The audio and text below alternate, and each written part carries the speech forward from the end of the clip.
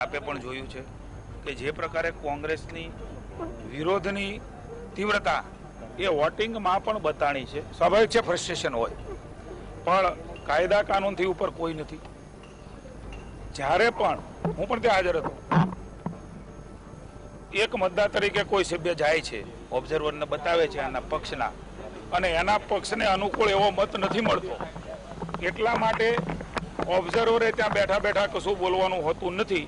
હજી વોટ એ મતકુટીરમાં પડ્યો નહોતો, મતપેટીમાં પડ્યો નહોતો, એમણે માત્ર બતાવ્યું હતું। આમ હું તમને બતાવું છું એમ, એ નિયમ છે। ત્યારે એવું જોર જોરથી કહેવા માંડવું કે જોવા બધાને બતાવે છે, જોવા બધાને બતાવે છે। મારો સીધો આરોપ છે, એમને જો મનમાં સહેજ પણ સાચપ હોત તો વિડીયોગ્રાફી થતી હતી। મત પડી જાય પછી કહી શક્યા હોત કે મારો આમાં વાંધો લ્યો, વિડીયોગ્રાફી જોજો। ગભરાહટ મતદારને કરવા માટે થઈ અને આ પ્રકારના વાંધો એ માત્ર ને માત્ર પરાજિત થતા હોય એટલે લે, ત્યારે પણ મેં ઓબ્જેક્શન લીધેલું કે આ મતદારને પ્રભાવિત કરે છે। મત પડી ગયો હોય, સમજો છો તમે મારી વાત, મત પડી જાય પછી વિડીયોગ્રાફીની વાત કરી શક્યા હોત। મતદાર એની સામે ઉભો છે અને એમ કે જો જો બધાને બતાવે છે એટલે માણસ ગભરાય, છતાં પણ આ મત એ કોઈને બતાવવાનો નથી, ખૂબ દૂર અંતર ઉપર હતા।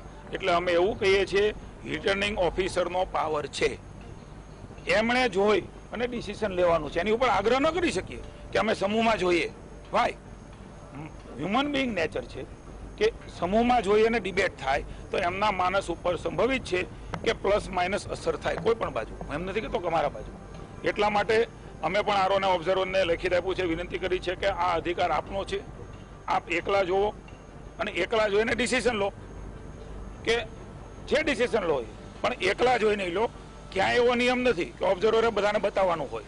આ તો કેમ કરીને ભારતીય જનતા પાર્ટી ઉપર દોષારોપણ કરવા, મેં તો હમણાં જાણ્યું તમારા માધ્યમ દ્વારા, આરો ચૂંટણી અધિકારી ઉપર અવિશ્વાસ, મને એમ છે કઈ લોકશાહીની વાતો કરે છે, અને એ પણ કાઉન્ટિંગ વખતે।